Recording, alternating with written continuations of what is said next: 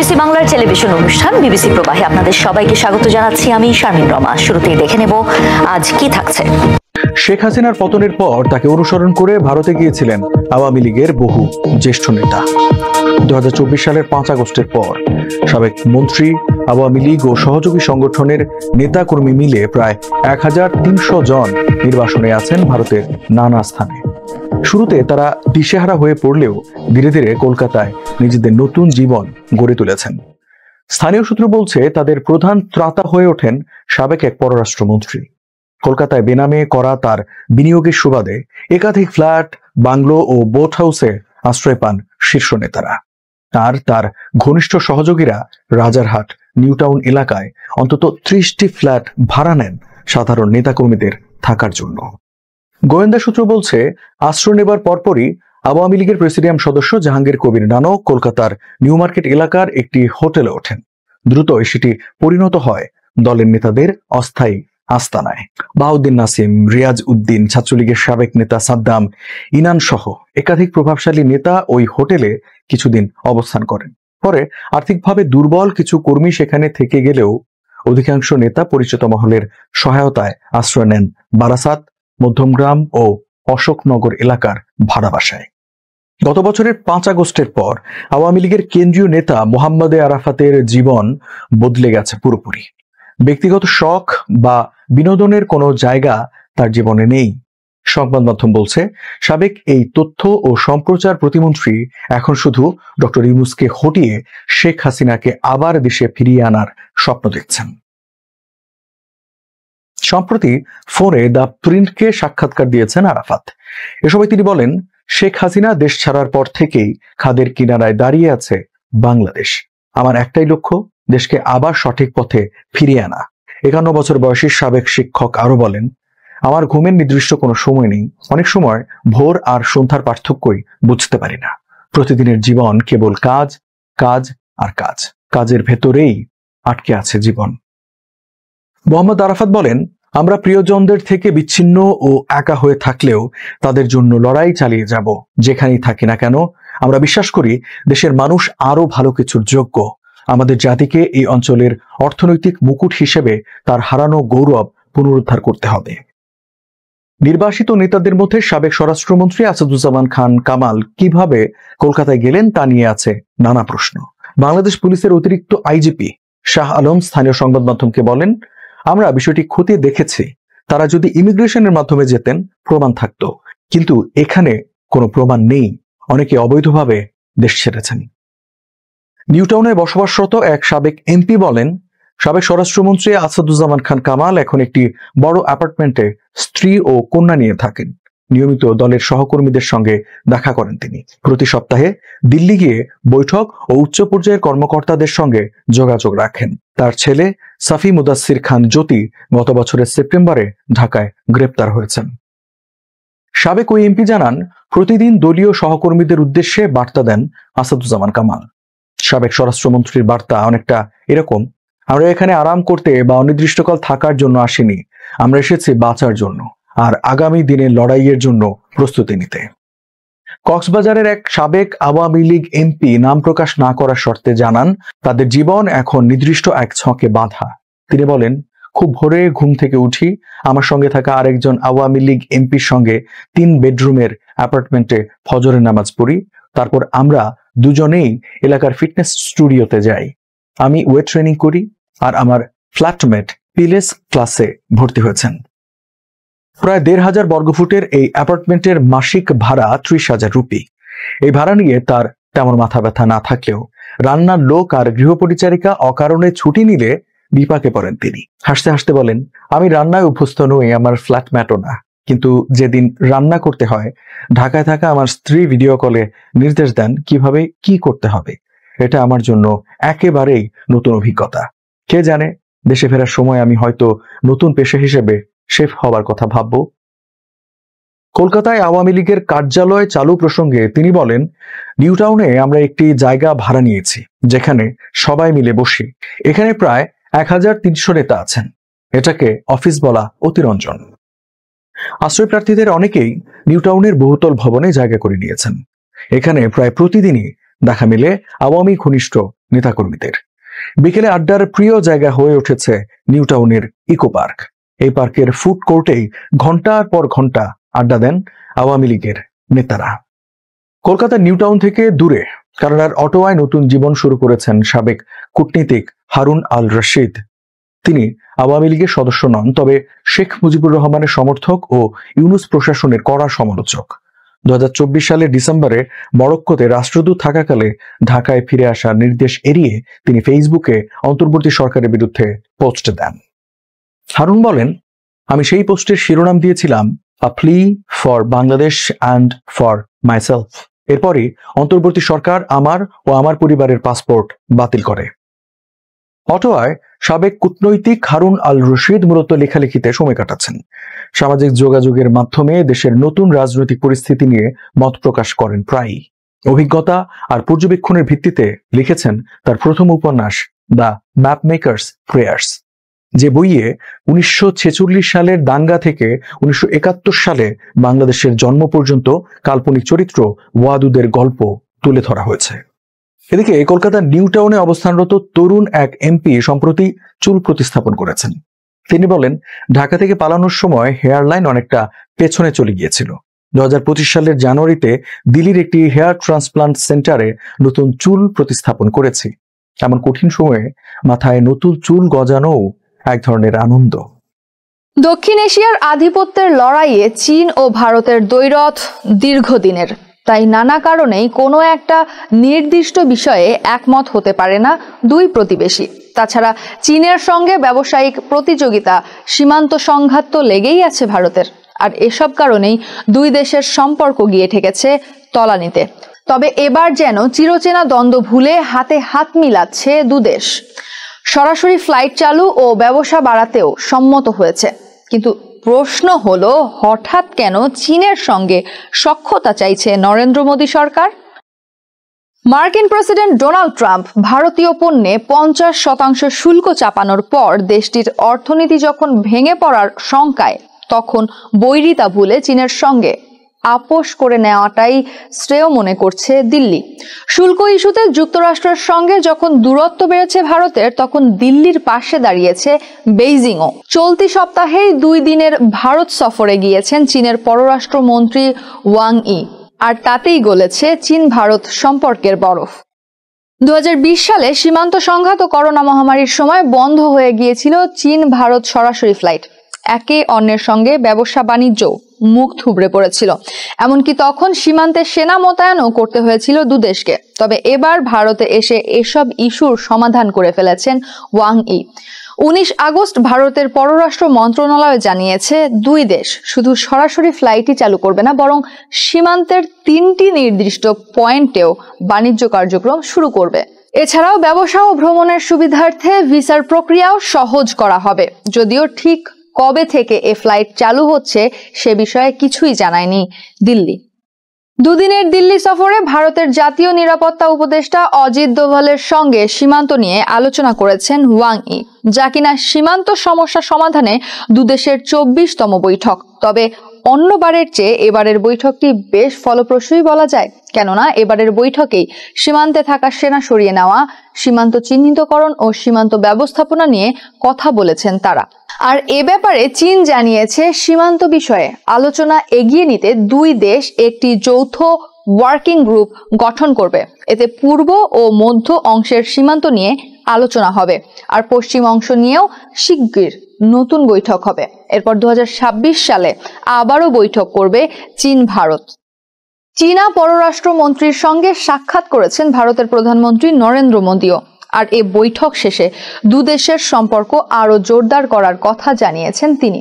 মোদী বলেন, ভারত ও চীনের মধ্যে স্থিতিশীল ও গঠনমূলক সম্পর্ক শুধু আঞ্চলিক নয়, বৈশ্বিক শান্তি ও সমৃদ্ধির জন্যও জরুরি। আর তাছাড়া এই মাসের শেষ দিকে সাংহাই কোঅপারেশন অর্গানাইজেশনের শীর্ষ সম্মেলনে যোগ দিতে চীন সফরে যাচ্ছেন মোদী, যেখানে চীনের প্রেসিডেন্ট শি জিনপিং এর সঙ্গেও বৈঠকে বসার কথা রয়েছে মোদীর। আর শেষ পর্যন্ত এটি যদি সত্যি হয়, তাহলে তা হবে 7 বছরের মধ্যে মোদীর প্রথম চীন সফর। সম্প্রতি তিব্বতে ব্রহ্মপুত্র নদীতে চীনের অংশে বাঁধ নির্মাণ প্রকল্প হাতে নিয়েছে বেইজিং, জানিয়ে নিজেদের উদ্বেগ জানিয়েছে ভারত। তাদের মতে এ বাঁধের ফলে ভারত ও বাংলাদেশের ব্রহ্মপুত্র নদীর পাড়ের কোটি মানুষের জীবন জীবিকায় নেতিবাচক প্রভাব পড়বে। ওয়াং এর সঙ্গে বৈঠকেও তাই উঠে এসেছে এ বাঁধ প্রসঙ্গে, যেখানে ভারতের পররাষ্ট্রমন্ত্রী এস জয়শঙ্কর ভারতের উদ্বেগের কথা জানিয়ে চীনকে এ বিষয়ে পূর্ণ স্বচ্ছতা নিশ্চিত করতে বলেছেন। জবাবে চীনও মানবিক কারণে ভারত জরুরি ভিত্তিতে নদীর পানি সংক্রান্ত তথ্য দেওয়ার আশ্বাস দিয়েছে, যাতে বন্যা সংক্রান্ত তথ্য বিনিময় করা যায়। এর বাইরেও ভারতের 3টি প্রধান প্রয়োজন সার, বিরল খনিজ ও টানেল খোঁড়ার মেশিন দিয়ে সাহায্য করতে আগ্রহী বেইজিং। যুক্তরাষ্ট্রের ভার্জিনিয়ার অ্যাশবার্ন যেন কৃত্রিম বুদ্ধিমত্তা বা এআই প্রযুক্তির কেন্দ্রস্থল। ডালাস বিমানবন্দরে নামার আগে জানালার পাশে বসে থাকা যাত্রীরা দেখতে পান সারি সারি সাদা ছাদওয়ালা বক্স সাদৃশ্য ভবন। এগুলো আসলে ডেটা সেন্টার, যেগুলো নিয়ে গঠিত পৃথিবীর সবচেয়ে বড় ডেটা ক্লাস্টার। শুধু গত বছরই এগুলো ভার্জিনিয়ার প্রধান বিদ্যুৎ সরবরাহকারীর উৎপাদিত বিদ্যুতের 1/4 বেশি ব্যবহার করেছে। এই যখন যুক্তরাষ্ট্রের সার্বিক চিত্র, তখন উচ্চ সুদের হার ও শুল্ক বিভ্রাটে আমেরিকার অর্থনীতিতে ধীর গতির আশঙ্কা তৈরি হয়েছে। তবে এসব বাধা এআই অবকাঠামো নির্মাণের দ্রুত গতিকে থামাতে পারেনি। বিশ্বের সবচেয়ে বড় অর্থনীতির দেশ মার্কিন যুক্তরাষ্ট্র, কিন্তু প্রযুক্তির এই যুগে এসে মার্কিন অর্থনীতি যেন সংকুচিত হয়ে আসছে। দ্য ইকোনমিস্টের এক বিশ্লেষণধর্মী প্রতিবেদন অন্তত তাই বলছে। প্রতিবেদনে বলা হয়, গত 1 বছরে যুক্তরাষ্ট্রের প্রকৃত জিডিপির 2% প্রবৃদ্ধির মধ্যে প্রায় 1/6 এসেছে কম্পিউটার ও যোগাযোগ প্রযুক্তি খাতে বিনিয়োগ থেকে। এর মধ্যে রয়েছে চিপ ও ডেটা সেন্টার নির্মাণ। এর সঙ্গে বিদ্যুৎ গ্রিড উন্নয়ন এবং সফটওয়্যারের মেধাস্বত্ব মূল্য যোগ করলে হিসাব অনুযায়ী এই এআই প্রযুক্তির উত্থান প্রকৃত জিডিপি প্রবৃদ্ধির 40% পর্যন্ত অবদান রেখেছে। দেশের মোট জিডিপির মাত্র কয়েক শতাংশ যে খাত জুড়ে গড়ে উঠেছে, তার পক্ষে এ এক চমকপ্রদ সাফল্য। এই এআই অবকাঠামো নির্মাণকে সাধারণ কোনো বিনিয়োগের জোয়ার বলা চলে না। আগে বড় প্রযুক্তি কোম্পানিগুলো নিজেদের আয় ও জমা অর্থ থেকেই খরচ চালাতো। এখন এআই নির্মাণের পরিধি এতটাই বেড়ে গেছে যে তারা ঋণের দিকে ঝুঁকছে। এরা বিশাল ডেটা সেন্টার গড়ে তুলেছে এই বিশ্বাসে যে এআই শিগগিরই অর্থনীতিতে বিস্ফোরক প্রবৃদ্ধি ডেকে আনবে এবং কম্পিউটিং ক্ষমতার চাহিদা আকাশচুম্বী হবে। এটি কোনো আবাসিক এলাকা বা সাধারণ কারখানা নির্মাণের মতো নয়, বরং এটি এমন এক উচ্চ ঝুঁকির মুনাফার বাজার যেখানে যে জিতবে সেই সব পাবে। এই মানসিকতায় ঋণ খরচের মতো সাধারণ অর্থনৈতিক চিন্তাগুলো অবহেলা করাটাই যেন নিয়ম হয়ে দাঁড়িয়েছে। এটাই এখন বড় প্রযুক্তি কোম্পানিগুলোর কৌশল। তারা যে কোনো মূল্যে এআই অবকাঠামোকে নির্মাণে অগ্রসর হচ্ছে, তাই উচ্চ সুদের হার তাদের থামাতে পারছে না। বিদ্যুৎ খরচও বাধা হয়ে দাঁড়াচ্ছে না, বরং এখন গিগাওয়াট স্কেলের ডেটা সেন্টার। এ ধরনের ডেটা সেন্টার পরিচালনার জন্য ছোট একটি শহরের সমপরিমাণ বিদ্যুৎ লাগে। 90-এর দশকের শেষের .com বুমের ইতিহাস থেকে ধারণা করা যায় এই এআই জ্বর আরো অনেক দূর পর্যন্ত গড়াতে পারে। তখন ইন্টারনেট নির্মাণের জন্য যে ব্যয়বহুল প্রযুক্তির অবকাঠামো গড়ে তোলা হয়েছিল, তা বছরের পর বছর চলেছিল। তার জিডিপিতে প্রভাব আজকের এআই এর চেয়েও অনেক বেশি ছিল। তখন ইন্টারনেট নিয়ে এমন অতি আশাবাদ কেউ দেখায়নি। তবে এখন এআই নিয়ে শুরু থেকেই বিশাল প্রত্যাশা তৈরি হয়েছে। নিঃসন্দেহে এআই এর বাইরে তাকালে দেখা যায় যুক্তরাষ্ট্রের অর্থনীতি বেশ ধিমে গতি নিয়ে চলছে। ডিসেম্বর থেকে প্রকৃত ভোগ বা রিয়েল কনজাম্পশন স্থির অবস্থায় রয়েছে। গৃহ নির্মাণ খাতের অবস্থা সংকটাপন্ন। তেমনি এআই ছাড়া অন্যান্য ব্যবসায়িক বিনিয়োগও কমেছে। এই দুটি খাত সুদের হারের প্রতি খুবই সংবেদনশীল, তাই এগুলো সার্বিক উৎপাদনের জন্য এক ধরনের পূর্বাভাস দেয়। সমস্যা হলো, যে খাত আমেরিকার অর্থনৈতিক প্রবৃদ্ধির বড় উৎস হয়ে উঠেছে, সেটি এখন অর্থনীতির বাকি অংশকে চাপে ফেলেছে। উদাহরণস্বরূপ, বাড়ি নির্মাতারা ঋণে উচ্চ সুদের হারের বিষয়টি হেলাফেলা করার সুযোগ পাচ্ছেন না। একইভাবে ডেটা সেন্টারগুলো অতিরিক্ত বিদ্যুৎ চাহিদা সৃষ্টি করে বিদ্যুতের দামকে উচ্চ পর্যায়ে ধরে রেখেছে, যা বাকি অর্থনীতিকেও সংকুচিত করেছে। শুধু 2025 সালেই গড়ে আমেরিকানদের বিদ্যুৎ বিল 7% বেড়েছে। এর পেছনে ডেটা সেন্টারগুলোর গ্রিডের ওপর বাড়তি চাপ তৈরি করাও একটি বড় কারণ। এআই খাতে এই বিপুল বিনিয়োগ আপাতত যুক্তরাষ্ট্রের অর্থনীতিকে চাঙ্গা রাখলেও এর ওপর অতিরিক্ত নির্ভরতা এক ধরনের ঝুঁকি তৈরি করেছে। যদি বিদ্যুৎ বা চিপ সরবরাহে কোনো বাধা আসে বা বাজারে এআই নিয়ে আশাবাদ কমে যায়, তাহলে এই খাত হঠাৎ থেমে যেতে পারে, আর তখন পুরো অর্থনীতি মুখ থুবড়ে পড়ার আশঙ্কা থেকে যায়। বিশ্লেষকেরা বলছেন, এখনই সময় সামরিক অর্থনৈতিক ভারসাম্যমূলকভাবে এগিয়ে নেওয়ার, না হলে এক খাতের উত্থান পুরো অর্থনীতির ভবিষ্যৎ নির্ধারণ করবে। সেই ভবিষ্যৎ হবে খুবই অনিশ্চিত। নিজেদের বিশ্বের সবচেয়ে নৈতিক বাহিনী দাবি করে ইসরায়েলি সেনারা, কিন্তু এক গাজায় তাদের যে বর্বরতা, তাতে তাদের এই দাবি হেসে উড়িয়ে দেওয়া ছাড়া উপায় কি? আল জাজিরার প্রতিবেদন বলছে, ইসরায়েলি সেনাদের বিরুদ্ধে নিয়মিত যুদ্ধাপরাধের অভিযোগ তুলেছেন বিশ্লেষক ও গাজায় কর্মরত চিকিৎসকরা। তাদের মতে, অমানবিক মানসিকতা, চরমপন্থী মতাদর্শ ও জবাবদিহির অভাব নির্বিচারে কাজ করার সুযোগ দিয়েছে সেনাদেরকে। আমস্টারডাম বিশ্ববিদ্যালয়ের গবেষক এরেলা গ্রাসিয়ানি 2000 সালে দ্বিতীয় ইন্তিফাদায় ইসরায়েলি সেনাদের নৈতিক অসারতা নিয়ে লিখেছিলেন তিনি। গ্রাসিয়ানি বলেন, আমার মনে হচ্ছে এটি নতুন এক ধারা। আগেও ইসরায়েলি সেনারা পাথর ছোড়ার অভিযোগে শিশুদের মারধর বা গ্রেপ্তার করেছে, তবে এবারের পরিস্থিতি ভিন্ন। আগে কিছু নিয়মকানুন ছিল, যদিও সেগুলো ঢিলেঢালাভাবে মানা হতো, কিন্তু এখন যা ঘটছে তা একেবারেই আলাদা। গাজা ও দখলকৃত পশ্চিম তীরে ইসরায়েলি সেনাদের বর্বরতার অভিযোগ বহুদিনের। সামাজিক যোগাযোগ মাধ্যমে ইসরায়েলি সেনাদের এমন ভিডিও পাওয়া গেছে যেখানে তাদের অভিযানের সময় নারীদের পোশাক পরে বা তাদের অন্তর্বাস নিয়ে মজা করছে। কিছু ক্ষেত্রে সেনারা টার্গেট প্র্যাকটিস বা বিরক্তি মেটানোর জন্য বেসামরিক ফিলিস্তিনিদের গুলি করেছে। আগস্টের শুরুতে গাজায় শিশু হত্যার ঘটনাগুলো তদন্ত করে বিবিসি। 160টি ঘটনার মধ্যে 95 শিশুকে মাথা বা বুকে গুলি করা হয়েছিল, যা কেবল আঘাত করার উদ্দেশ্যে বলা যায় না।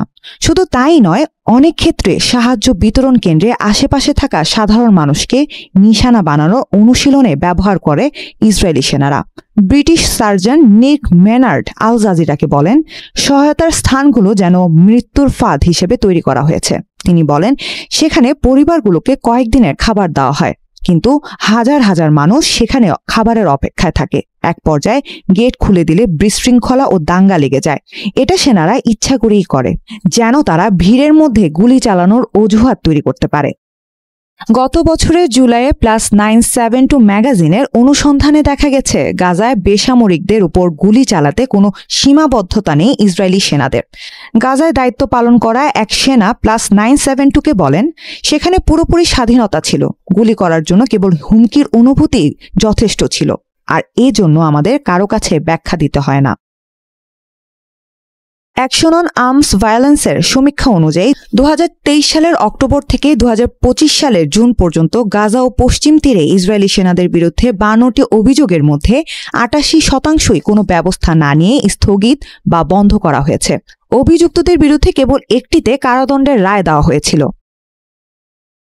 এওএভি জানায়, তারা যে 52টি মামলা পরীক্ষা করেছে তাতে 1303 জন নিহত, 1880 জন আহত এবং 2 জনকে নির্যাতনের অভিযোগ আছে। ইসরায়েলি সেনাদের ফিলিস্তিনিদের উপর নিয়মিত নির্যাতনের অভিযোগ অন্তত 1967 সাল থেকে। তখন পশ্চিম তীরের নাবলুস কারাগারে বন্দীদের উপর পদ্ধতিগত নির্যাতনের বিষয়টি নথিভুক্ত করেছিল রেড ক্রিসেন্ট। এছাড়া ডেভিড হ্যাকোয়েনের মতো ইসরায়েলের নেতারা তো ফিলিস্তিনিদের মানুষ হিসেবেই গণ্য করতেন না। 1985 সালে হিব্রু শিশু সাহিত্যের 520টি বইয়ের মধ্যে 86টি অমানবিক বা দানবের মতো চিত্রিত করা হয়েছে ফিলিস্তিনিদের। আমস্টারডাম বিশ্ববিদ্যালয়ের গ্রাসিয়ান বলেন, ফিলিস্তিনিদের অমানবিকীকরণ কয়েক দশক ধরে চলছে।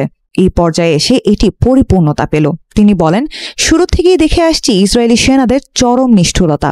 তারা আসলে 7 অক্টোবরের হামলার প্রতিশোধ নিচ্ছে। রাশিয়ার প্রেসিডেন্ট ভ্লাদিমির পুতিন এবং ইউক্রেনের প্রেসিডেন্ট ভলোদিমির জেলেনস্কির মধ্যে হবে একটি দ্বিপাক্ষিক বৈঠক। গেল 18 অগস্ট হোয়াইট হাউসে এ বিষয়ে দেখা গিয়েছিল ব্যাপক ঐকমত্য, কিন্তু এরপরেই আসে রাশিয়ার প্রতিক্রিয়া। সব বিষয়ে বিশ্লেষণ করে সংশ্লিষ্টরা বলছেন, পুতিন কেবল তখনই বৈঠকে বসতে পারেন যখন তিনি নিশ্চিত হবেন তার সাফল্য শতভাগ, অর্থাৎ ব্যাপক ছাড় দিয়ে আলোচনার টেবিলে বসতে হবে জেলেনস্কিকে। কিন্তু সেই ছাড় কি দেবেন ইউক্রেনের প্রেসিডেন্ট? এক্ষেত্রে প্রভাবক হিসেবে কতটুকু সফল হবেন যুক্তরাষ্ট্রের প্রেসিডেন্ট ডোনাল্ড ট্রাম্প? গেল সোমবার হোয়াইট হাউসে ইউক্রেনের প্রেসিডেন্ট ভলোদিমির জেলেনস্কি এবং ইউরোপীয় নেতাদের সঙ্গে একটি বৈঠক করেন ডোনাল্ড ট্রাম্প। সেই বৈঠকের পর ট্রাম্প ঘোষণা করেন পুতিনের সঙ্গে টেলিফোনে কথা বলেছেন তিনি, চেষ্টা করছেন জেলেনস্কি ও পুতিনের মধ্যে একটি সরাসরি বৈঠকের ব্যবস্থা করার। তবে একটু ভিন্নভাবে বৈঠকের বিষয়বস্তু তুলে ধরেছেন ক্রেমলিনের সহযোগী ইউরি উশাকভ। সম্প্রতি সাংবাদিকদের তিনি বলেন, রাশিয়া এবং ইউক্রেনের প্রতিনিধির মধ্যে বৈঠকের মাত্রা বাড়ানোর সুযোগ খুঁজে দেখা ঠিক হবে বলে আলোচনা হয়েছে। রাশিয়ার পররাষ্ট্রমন্ত্রী সের্গেই লাভরভ অবশ্য সমঝোতার সুরে রাষ্ট্রীয় এক টেলিভিশনকে সাক্ষাৎকার দিয়েছেন 19 অগস্ট। লাভরভ জোর দিয়ে বলেন, আমরা দ্বিপক্ষীয় বা ত্রিপক্ষীয় কোনো ধরনের আলোচনাকে প্রত্যাখ্যান করিনি, তবে শীর্ষ কর্মকর্তাদের সঙ্গে জড়িত যে কোনো যোগাযোগের জন্য সর্বোচ্চ সতর্কতার সাথে প্রস্তুত থাকতে হবে। সহজ কথায়, মস্কো এই বিষয়ে সম্মত হতে এখনো প্রস্তুত নয়, আর এটি কোনো আশ্চর্যের বিষয় নয়। ইউক্রেনের কিছু ভূখণ্ডকে একতরফাভাবে স্বাধীন ঘোষণার জন্য ক্রেমলিনের বিরুদ্ধে যুদ্ধ শুরু করেছেন পুতিন। ইউক্রেনকে ঐতিহাসিক, সাংস্কৃতিক এবং আধ্যাত্মিকভাবে রাশিয়ার অংশ মনে করে যুক্তি দিয়েছেন তিনি। সেই সঙ্গে রাশিয়া থেকে ইউক্রেনের বিচ্ছিন্নতাকে মনে করেন একটি ঐতিহাসিক ভুল। চ্যাথাম হাউসের রাশিয়া ও ইউরেশিয়া কর্মসূচির পরিচালক উরিসিয়া লুটসেভিচ বলেন, যদি এই বৈঠক হয় তাহলে পুতিনকে যে দেশটিকে তিনি অস্তিত্বহীন বলে মনে করেন সেই দেশের প্রেসিডেন্টের সঙ্গে বসতে হবে, আর এর মাধ্যমেই ব্যর্থতা মেনে নিতে হবে তাকে। তিনি আরও যুক্তি দিয়ে বলেন, এই ধরনের বৈঠক রাশিয়ার জনগণের কাছে ব্যাখ্যা করা কঠিন হবে, কারণ এটি রাশিয়ার আগের অবস্থান থেকে সম্পূর্ণ বিপরীত। তিনি বলেন, পুতিন রাষ্ট্রীয় টেলিভিশনে রাশিয়ানদের এতটাই মগজধোলাই করেছেন যে জেলেনস্কি একজন নাৎসি, ইউক্রেন পশ্চিমা বিশ্বের হাতের পুতুল, জেলেনস্কি একজন অবৈধ নেতা। তাহলে হঠাৎ তিনি কেন তার সঙ্গে কথা বলছেন? ইউক্রেনের সামরিক আইনের কারণে নির্বাচন স্থগিত থাকায় ক্রেমলিন প্রায়ই জেলেনস্কির বৈধতা নিয়ে প্রশ্ন তোলে। সবশেষ শান্তি স্মারকলিপিতেও বলা হয়েছে, চূড়ান্ত শান্তি চুক্তি সইয়ের আগে ইউক্রেনের নির্বাচন হতে হবে। খুব কমই জেলেনস্কির নাম মুখে নেন পুতিন এবং অন্যান্য রুশ কর্মকর্তারা। তারা কিয়েভের শাসক বলে জেলেনস্কিকে তীব্রভাবে কটাক্ষ করেন। এছাড়া গত মে মাসের মাঝামাঝি সময়ে দুই দেশের মধ্যে সরাসরি আলোচনার জন্য জেলেনস্কি নিজেই তুরস্কে গিয়েছিলেন, কিন্তু পুতিন সেখানে পাঠিয়েছিলেন একটি প্রতিনিধি দল।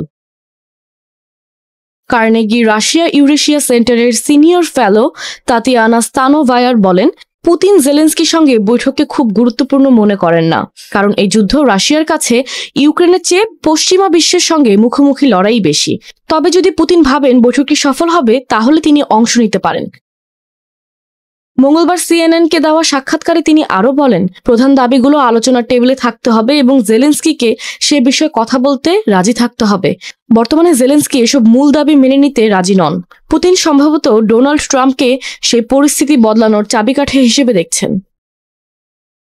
মস্কো স্পষ্ট জানিয়ে দিয়েছে, ইউক্রেনের প্রেসিডেন্ট ভলোদিমির জেলেনস্কি আর রাশিয়ার প্রেসিডেন্ট ভ্লাদিমির পুতিনের মধ্যে বহুল প্রতীক্ষিত মুখোমুখি বৈঠক শিগগিরই হচ্ছে না। অথচ মস্কোর এই ঘোষণার একদিন আগে 18 আগস্ট হোয়াইট হাউসে ইউরোপীয় নেতাদের সঙ্গে বৈঠক শেষে মার্কিন প্রেসিডেন্ট ডোনাল্ড ট্রাম্প জোর দিয়ে বলেছিলেন, তিন পক্ষের শীর্ষ বৈঠকই ইউক্রেন যুদ্ধ থামানোর সবচেয়ে ভালো পথ। রাশিয়া অবশ্য দ্রুত কোনো পদক্ষেপে আগ্রহ দেখায়নি। রাশিয়ার পররাষ্ট্রমন্ত্রী সের্গেই লেভরভ 19 আগস্ট রাষ্ট্রীয় টিভি চ্যানেল রাশিয়া 24-এ সাক্ষাৎকারে বলেন, মস্কো আলোচনায় রাজি হলেও বৈঠক হুট করে হবে না। ধাপে ধাপে বিশেষজ্ঞ পর্যায় থেকে শুরু করে প্রয়োজনীয় সব ধাপ পার হয়ে তারপরে শীর্ষ বৈঠক সম্ভব। ভূরাজনীতি বিষয়ক সংবাদ মাধ্যম পলিটিকোর প্রতিবেদনে বলা হয়, এটা রাশিয়ার পুরনো কৌশল, সামনাসামনি হ্যাঁ বলা কিন্তু বাস্তবে কিছু না করা। গত মে মাসেও পুতিন শান্তি আলোচনার জন্য জেলেনস্কির সঙ্গে বৈঠকের ইঙ্গিত দিয়েছিলেন, কিন্তু শেষমেশ পাঠান দ্বিতীয় সারির প্রতিনিধি দল। এবার অবশ্য ব্যাপারটা কিছুটা ভিন্ন, কারণ ট্রাম্প ইউরোপীয় নেতাদের সঙ্গে বৈঠকের মাঝেই সরাসরি পুতিনকে ফোন করে বৈঠকের প্রস্তাব দেন। পরে সাংবাদিকদের ট্রাম্প বলেন, আমি প্রেসিডেন্ট পুতিনকে ফোন করেছি এবং পুতিন ও জেলেনস্কির মধ্যে বৈঠকের প্রস্তুতি শুরু করেছে। ফরাসি প্রেসিডেন্ট ইমানুয়েল ম্যাক্রোর সঙ্গে কথোপকথনের সময় ট্রাম্পকে ফিসফিস করে বলতে শোনা যায়, আমি মনে করি পুতিন একটা চুক্তি করতে চান, আমার জন্যই তিনি চুক্তি করতে চাইছেন। তবে রাশিয়ার পক্ষ থেকে সেই ফোন আলাপের বিষয়বস্তু নিয়ে খুব সীমিত মন্তব্য এসেছে। ক্রেমলিনের উপদেষ্টা ইউরি ইশাকভ বলেন, রাশিয়া ইউক্রেন সরাসরি আলোচনার স্তর বাড়ানোর বিষয়ে কথা বলেছেন পুতিন ও ট্রাম্প। উভয়েই বিদ্যমান আলোচনার প্রক্রিয়া চালিয়ে যাওয়ার পক্ষে। এর মধ্যেই গুজব ছড়াতে শুরু করে যে খুব শিগগিরই বড় কোনো অগ্রগতি হতে যাচ্ছে। হোয়াইট হাউসে সাংবাদিকদের জেলেনস্কি বলেন, আমরা প্রস্তুত, আগামী 1 সপ্তাহ কিংবা 10 দিনের মধ্যে বৈঠকের আনুষ্ঠানিক রূপরেখা হবে। মার্কিন পররাষ্ট্রমন্ত্রী মার্কো রুবিও আশার সুরে বলেন, শুধু এটুকুই যদি পুতিন বলেন যে হ্যাঁ আমি জেলেনস্কির সঙ্গে দেখা করব, এটি বড় বিষয়। তবে এখনো অনেক পথ বাকি, আমরা সেদিকেই কাজ করছি। আলাস্কায় গত 15 আগস্ট ট্রাম্পের সঙ্গে বৈঠকে পুতিন আবারও স্পষ্ট করেছেন যে ইউক্রেন যুদ্ধে রাশিয়ার মূল লক্ষ্যগুলো তিনি ছাড়ছেন না। তিনি বলেন, মূল কারণগুলো সমাধান করতে হবে, তাহলেই স্থায়ী শান্তি আসবে। তার এই লক্ষ্যগুলোর মধ্যে আছে ইউক্রেনকে নিরপেক্ষ রাষ্ট্র করা, আরও জমি ছেড়ে দেওয়া, সেনাবাহিনী ছোট করা এবং ন্যাটোতে যোগ দেবার ইচ্ছা ছেড়ে দেওয়া। জার্মান চ্যান্সেলর ফ্রেডরিক মার্টস জানান, ট্রাম্প ও পুতিন টেলিফোনে নাকি 2 সপ্তাহের মধ্যে বৈঠকে রাজি হয়েছেন। তবে তিনিও সতর্ক করে বলেন, রুশ প্রেসিডেন্ট আদৌ সাহস করে বৈঠকে আসবেন কিনা তা নিশ্চিত নয়, তাই চাপ তৈরি করতে হবে। ফরাসি প্রেসিডেন্ট ম্যাক্রো বলেন, আগামী 15 দিন অত্যন্ত গুরুত্বপূর্ণ। আমাদের মার্কিনীদের সঙ্গে কাজ শেষ করতে হবে এবং নিরাপত্তা নিশ্চয়তাগুলো স্পষ্ট করতে হবে। পুতিন আসলে এই ত্রিপক্ষীয় বৈঠকে যোগ দেবেন কিনা সেটাই নির্ধারণ করবে তিনি সত্যিই শান্তি চান নাকি না। কিন্তু আপাতত মস্কোর বার্তা স্পষ্ট, অতিরিক্ত আশা করবেন না। তারা আলোচনার বিষয়ে আলোচনা করতে রাজি, কিন্তু সরাসরি বৈঠকে বসতে নয়। ইউক্রেনে শান্তি প্রতিষ্ঠায় এই দিনগুলি খুবই গুরুত্বপূর্ণ। তবে এটা স্পষ্ট যে ভ্লাদিমির পুতিন ও ডোনাল্ড ট্রাম্প কিয়েভকে এমন জায়গাগুলি ছেড়ে দেওয়ার প্রত্যাশা করছেন যেগুলো ইতিমধ্যে নারকীয় ধ্বংসযজ্ঞের মধ্যে দিয়ে গেছে। বর্তমান যোগাযোগ বিবেচনায় সম্ভাব্য অঞ্চল বিনিময় নিয়েও আলোচনা করা উচিত আমাদের। এর অর্থ যুদ্ধক্ষেত্র, যা বেশ স্পষ্ট। আসলে সেগুলোর দিকে তাকানোটা খুবই দুঃখজনক। ভ্লাদিমির পুতিন 1 দশকেরও বেশি সময় ধরে পূর্ব অঞ্চল, যেটি ডনবাস নামে পরিচিত, তাকে জয় করার চেষ্টা করছেন। এটি 2টি প্রশাসনিক এলাকা নিয়ে গঠিত, দোনেস্ক ও লুহানস্ক। কিন্তু ইউক্রেন এখনও দোনেস্কের প্রায় 30% দখল করে আছে। এখানে শহরগুলির একটি রেখা আছে, স্লোভিয়ান্স থেকে ক্রামাটোর্স্ক এবং কোস্টিয়ান্টিনিভকা পর্যন্ত। এটি ইউক্রেনের দুর্গ বলয় হিসেবে পরিচিত হয়ে উঠেছে। এটি ছেড়ে দেওয়া এবং রাশিয়াকে দোনেস্কের অবশিষ্টাংশ গ্রাস করতে দেওয়ার অনুমতি দেয়া ইউক্রেনের অন্যান্য অংশকে ভবিষ্যতে রাশিয়ার আক্রমণের ঝুঁকিতে ফেলবে। এই প্রতিরক্ষামূলক বলয়ের মূল অংশ হারানোর অর্থ হল ইউক্রেনীয়রা তাদের সবচেয়ে সুরক্ষিত অবস্থান হারাচ্ছে এবং দেশের আরও অনেক অংশ ভবিষ্যতে আক্রমণের ঝুঁকিতে পড়বে। এবং এটি কেবল ভূখণ্ড নয়, বরং ইউক্রেনের ভবিষ্যৎ নিরাপত্তা নিয়েও প্রশ্ন তুলছে। রাষ্ট্রপতি ট্রাম্প বলেছেন যে এ বিষয়ে কিছু অগ্রগতি হয়েছে। প্রেসিডেন্ট পুতিন একমত হয়েছেন যে রাশিয়া ইউক্রেনের জন্য নিরাপত্তার গ্যারান্টি গ্রহণ করবে এবং এটি এমন একটি গুরুত্বপূর্ণ বিষয় যা আমাদের বিবেচনা করা উচিত, এবং আমরা এটিও বিবেচনা করব যেমন কে কি করবে। যুদ্ধের শুরু থেকেই ইউক্রেনীয় সৈন্যরা যুক্তরাজ্য এবং অন্যান্য স্থানে প্রশিক্ষণ নিচ্ছে। যুদ্ধবিরতি হলে কিয়েভের মিত্ররা তার প্রতিরক্ষা জোরদার করতে দৃঢ় প্রতিজ্ঞ। ডোনাল্ড ট্রাম্পও সাহায্য করতে ইচ্ছুক বলেই মনে হচ্ছে, তবে কিভাবে সেটা অস্পষ্ট। নিরাপত্তার নিশ্চয়তা কার্যকর করতে কোন অঞ্চলটি রক্ষা করতে হবে এবং কোন ধরনের আচরণ পর্যবেক্ষণ করতে হবে বা প্রত্যাশিত সেটি নির্ধারণ করতে হবে। তা না হলে রাশিয়ানরা বিশ্বাস করবে যে মার্কিন যুক্তরাষ্ট্র ইউক্রেন বা ইউরোপীয়দের প্রতিরক্ষায় সরাসরি তাদের সাথে লড়াই করার জন্য বাহিনী মোতায়েন করবে। 10 বছরেরও বেশি সময় ধরে যুদ্ধ ক্রামাটোর্স্কের জনজীবনে আধিপত্য বিস্তার করেছে।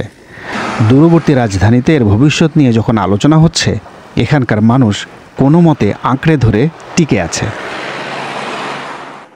যুক্তরাষ্ট্রের হোয়াইট হাউসে 18 আগস্টের ঐতিহাসিক বৈঠকের পর প্রেসিডেন্ট ভলোদিমির জেলেনস্কি ঘোষণা করেছেন ইউক্রেন ও তার মিত্ররা ইতোমধ্যেই এই নিরাপত্তা গ্যারান্টির খসড়া নিয়ে কাজ শুরু করেছে। একই সময়ে ব্রিটিশ প্রধানমন্ত্রী স্যার কিয়ার স্টারমার নেতৃত্ব দিচ্ছেন এক ভার্চুয়াল বৈঠকের, যেখানে অংশগ্রহণ করবে 30টিরও বেশি দেশ। এই দেশগুলো মিলে কোয়ালিশন অব দ্য উইলিং বা ইচ্ছুক জোটের অংশ হিসেবে ইউক্রেনকে ভবিষ্যতে সুরক্ষা দিতে প্রস্তুত বলে জানিয়েছে। এরপর থেকেই এখন সবচেয়ে আলোচিত শব্দ নিরাপত্তা গ্যারান্টি। প্রশ্ন উঠেছে, এর মানে আসলে কি, আর কে বা কারা এই গ্যারান্টি দেবে? কারো মতে এর অর্থ যুদ্ধবিরতির পর ইউক্রেনের আকাশ সীমা সুরক্ষায় পশ্চিমা দেশগুলোর বিমান মোতায়েন। কেউ বলছেন কৃষ্ণ সাগরে রাশিয়ার নৌবহর ঠেকাতে পশ্চিমা জাহাজ থাকতে পারে। আবার অনেকে মনে করেন শক্ত অর্থনৈতিক নিষেধাজ্ঞাই হতে পারে রাশিয়ার বিরুদ্ধে কার্যকর অস্ত্র। যা নিশ্চিত নয় তা হলো পশ্চিমা কোনো সেনা সরাসরি ইউক্রেনে যাবে কিনা। বিশাল আকারের ফ্রন্ট লাইনে হাজার হাজার সেনা মোতায়েন অসম্ভব।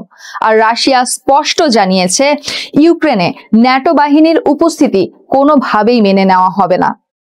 বিশ্লেষকদের মতে ইউক্রেন মূলত পাবে প্রশিক্ষণ, গোয়েন্দা তথ্য, লজিস্টিক সহায়তা এবং নিরবিচ্ছিন্ন অস্ত্র ও গোলাবারুদের যোগান। একই সঙ্গে আকাশ ও সমুদ্র পথে সীমিত সুরক্ষা ব্যবস্থা থাকতে পারে। তবে সবচেয়ে বড় প্রশ্ন, ইউক্রেনের নিরাপত্তায় যুক্তরাষ্ট্র নিজেকে জড়াবে কিনা। ডোনাল্ড ট্রাম্প সম্প্রতি বলেছেন যুক্তরাষ্ট্র এই উদ্যোগে যুক্ত থাকবে, তবে কোনো মার্কিন সেনা ইউক্রেনে যাবে না।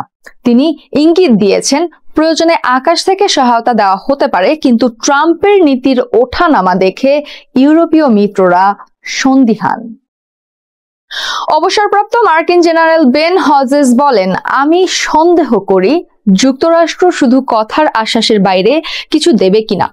তার মতে ইউরোপ ভালোভাবেই জানে রাশিয়া এই যুদ্ধের আক্রমণকারী, কিন্তু ট্রাম্প এই সত্য মেনে নিতে চান কিনা সেটাই প্রশ্ন।